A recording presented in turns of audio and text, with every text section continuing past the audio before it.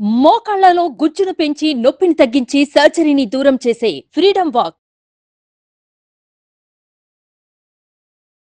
నమస్కారం, సుమన్ టీవీకి స్వాగతం. సుబ్రహ్మణ్య షష్ఠి ప్రాధాన్యత ఏంటి? సుబ్రహ్మణ్య స్వామిని ఆరాధించడం వల్ల ఎటువంటి దోషాలు తొలగిపోతాయి? ఆ స్వామివారిని ఎలా ఆరాధన చేయాలనే అంశాన్ని తెలియజేసేందుకు మనతో పాటు ఉన్నారు ప్రముఖ ఆధ్యాత్మికవేత్త, జ్యోతిష్య పండితులు బ్రహ్మశ్రీ సుభాష్ శర్మ గారు. గురుగారు నమస్కారం. శ్రీమాత్రే. గురుగారు, ఈ మార్గశిర మాసం షష్ఠి, శుద్ధ షష్ఠి రోజున సుబ్రహ్మణ్య షష్ఠి వస్తుంది.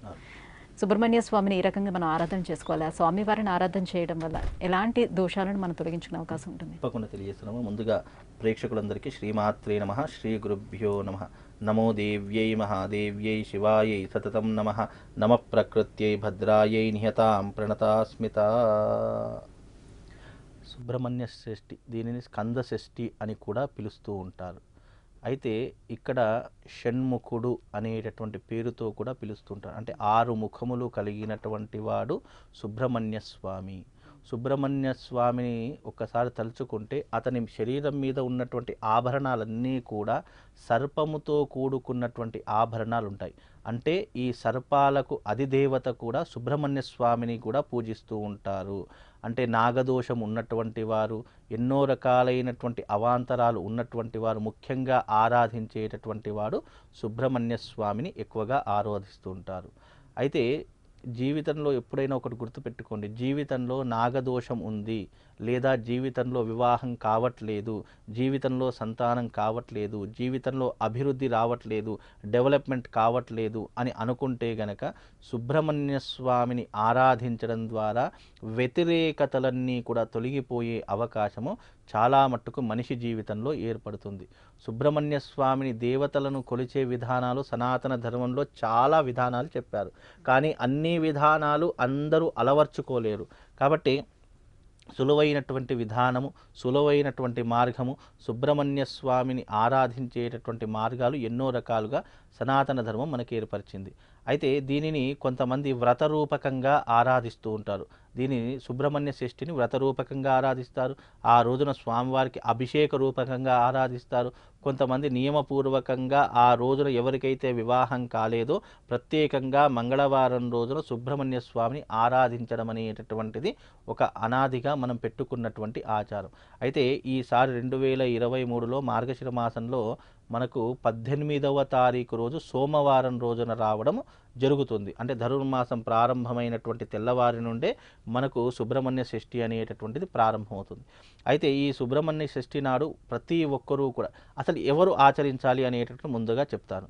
ఎవరికైతే జీవితంలో అప్పుల బాధలు, అనారోగ్య సమస్యలు ఉన్నాయో, ఎవరికైతే జీవితంలో సరైనటువంటి సమయానికి పెళ్లి కాలేదు, లేదా ఇప్పటికీ పెళ్లి కాని వారు ఎవరైనా ఉన్నటువంటి వారు, లేదు అంటే జీవితంలో పెళ్ళి చాలా రోజులైపోయింది, సంతాన భాగ్యం లేదు అనేటటువంటి వారు, జీవితంలో అభివృద్ధి లేనటువంటి వారు, డెవలప్మెంట్ లేనటువంటి వారు, జీవితంలో ఎంత కష్టపడ్డా కూడా నేను వృద్ధిలోకి రాలేకపోతున్నాను అని డిప్రెషన్లో ఉన్నటువంటి వారు, ఇలా ఉన్నటువంటి ప్రతి ఒక్కరూ కూడా ఈ షష్ఠి నాడు ఆరాధించవలసింది ఏమిటి అంటే గనక సుబ్రహ్మణ్య స్వామి దేవాలయం ఎక్కడైతే దగ్గరలో ఉంటుందో అక్కడికి వెళ్ళి ప్రత్యేకంగా స్వామివారికి అభిషేకాది క్రతువులు గనక ఆరాధించిన, లేదు అంటే ఆ రోజున వీలైతే ఎవరి ఇంట్లోనైనా వాళ్ళు యజ్ఞయాగాదులు నిర్వహించిన, దాని యొక్క ప్రభావం వల్ల జీవితంలో వచ్చేటటువంటి వ్యతిరేకతలన్నీ కూడా తొలగిపోయేటటువంటి అవకాశము ఈ సుబ్రహ్మణ్య షష్ఠికి చాలా తప్పకుండా కలుగుతుంది. ఇది చాలా మట్టుకు ఈ విధానాన్ని కేరళ కానీ, కర్ణాటక కానీ ఆ ప్రదేశాలలో ఎక్కువగా ఆరాధిస్తూ ఉంటారు. తమిళనాడు ప్రాంతాలలో కానీ ఈ సుబ్రహ్మణ్య షష్ఠిని చాలా అంగరంగ వైభవంగా ఆరాధిస్తూ ఉంటారు. చాలా చక్కగా ఘనంగా నిర్వహించుకుంటారు. కనుక ఇలాంటి విషయాలలో ఏ వ్యతిరేకతలు ఉన్నా సుబ్రహ్మణ్య స్వామిని ఆ రోజున అభిషేకించింది.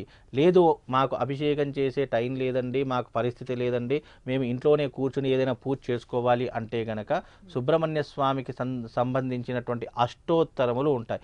108 రకాల పేర్లు ఉంటాయి. అవి నువ్వు చదువుకున్నట్టయితే సుబ్రహ్మణ్య స్వామిని ఆరాధించినటువంటి ఒక గొప్పనైనటువంటి పుణ్యం నీ జీవితంలో కలుగుతుంది. కనుక ఈ విధమైనటువంటి అలవాటు నువ్వు ఏర్పరచుకుంటే ఆ రోజున స్వామివారి యొక్క అనుగ్రహము తప్పకుండా నీ జీవితం మీద కనబడుతుందమ్మా. ఇక్కడ ఏంటంటే మనకి చాలా గుడుల్లో జంట నాగులు రావి చెట్టు కింద పెడుతూ ఉంటారు, దాన్నే సుబ్రహ్మణ్య స్వామి అని కూడా ఆరాధన చేస్తూ ఉంటారు. అది తప్పు. అది కరెక్ట్ అయినటువంటి పద్ధతి. జంట నాగులు ఉన్నటువంటివి ఏమిటి అంటే దాన్ని సంతాన నాగేంద్రులు అని అంటారు. ఇక్కడ సుబ్రహ్మణ్య స్వామి కేవలం నాగేంద్రులు ఆభరణాలుగా ధరించాడు తప్ప ఇక్కడ ప్రత్యేకంగా నాగుపాము రూపంలో ఉన్నటువంటి ప్రతిదీ కూడా సుబ్రహ్మణ్య స్వామి అని మనం అపోహ పడకూడదు. ఇక్కడ నాగరాజులు ఏవైతే ఉన్నాయో, మనం ఏవైతే జంట నాగుల్ని పూజిస్తున్నామో ఈ నాగులన్నీ కూడా ఆ జాతికి సంబంధించినటువంటివి. దాని సంతాన నాగేంద్రులు అని పిలవడం జరుగుతుంది. అలాగే వివాహ నాగేంద్రులు అని కొన్ని నాగేంద్రులను పిలవడం. అంటే సర్పదోషాలు ఉండేవాళ్ళు, సంతానం లేని వాళ్ళు, ఇలాంటి వాళ్ళందరూ వారు ఈ జంట నాగుల్ని ప్రతిష్ఠిస్తారమ్మా. వివాహం కానటువంటి వారు ఈ నాగుల ప్రతిష్ఠ అనేటటువంటి చేస్తుంటారు. దీంట్లో ఎన్నో రకాలైనటువంటి క్రియలు ఉన్నాయి. నాగ ప్రతిష్ఠ చేయడం ఒక పద్ధతి, ఆశ్లేష బలి చేయడం ఒక పద్ధతి, సర్పశాంతి చేయడము ఒక పద్ధతి. ఇలా ఎన్నో రకాలైనటువంటి పద్ధతులతో కూడుకున్నటువంటిదే ఈ యొక్క నాగదోషము అన్నదానికి పేరు. దీనిని ఎన్ని రకాలుగా చేసినా చిట్ట చివరకు ఇవన్నీ కూడా ఎవరి దగ్గర చెందుతాయంటే మళ్ళీ సుబ్రహ్మణ్య స్వామికి చెందుతాయి. అందుకే కుక్కీలో ఇప్పటికీ కూడా ఎన్నో రకాలైనటువంటి క్రియలు, ఎన్నో రకాలైనటువంటి ఆచరణలు ఆచరిస్తారు. కాబట్టి ఇవి కొన్ని పుణ్యక్షేత్రాలలో ఏంటి అంటే అవి ఇప్పుడు కాదు, కొన్ని వందల ఏళ్ల నుంచి ఆచరిస్తున్నటువంటి విధానాలు.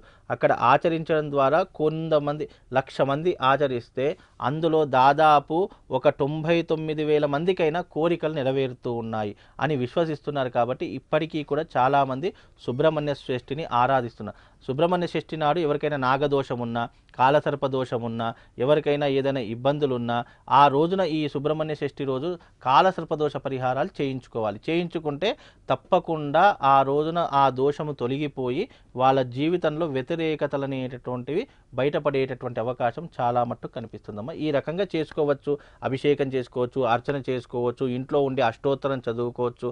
ఏది ఏమైనప్పటికీ సుబ్రహ్మణ్య స్వామి షష్ఠి రోజు కాబట్టి ఆ రోజున స్వామిని ధ్యానం చేసుకున్నా, మనసులో మననం చేసుకున్నా, ఆ స్వామి వారి యొక్క రూపం ఒక్కసారి మనసులో తలుచుకున్నా ఎన్నో రకాలైనటువంటి జన్మల పుణ్యం కలుగుతుంది. పర్టికులర్గా ధర్మం నువ్వు ఇదే రకంగా చెయ్యమని చెప్పలేదు. నీ శక్తి ఏంటి, నీ పరిస్థితి ఏంటి, నీ విధానం ఏంటి, దాన్ని బట్టి నువ్వు భగవంతుని అర్చన చేసుకో అని చెప్పినటువంటి విధానమే మన సనాతన ధర్మమమ్మ. సుబ్రహ్మణ్య షష్ఠి వైశిష్ట్యం ఏమిటి, స్వామివారిని ఏ రకంగా ఆరాధన చేయాలనే విషయాలు తెలియజేసినందుకు ధన్యవాదాలు గురుగారు. శ్రీమాత.